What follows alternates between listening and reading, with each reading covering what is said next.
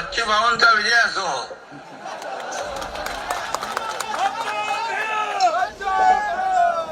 या बजेटमध्ये कर्जमाफीचा निर्णय घेतला तो बच्चू भाऊंनी आंदोलन शेतकऱ्यांसाठी केलं म्हणून आम्ही तात्काळ जी घोषणा आम्ही केली होती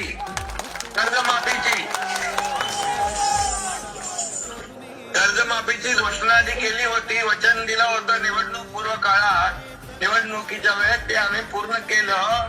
याचं श्रेय देखील बच्चू भाऊला जात आहे. महाराष्ट्र शासनानं परवा मुख्यमंत्री मोदयांनी कर्जमाफी जाहीर केली, पण या कर्जमाफीचं मूळ कुठे होतं तर ते आज या व्यासपीठावर आहे. बच्चू भाऊंनी तर आंदोलन केलं नसतं.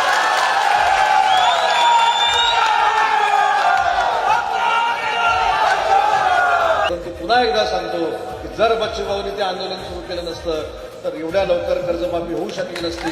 त्याच्यामुळे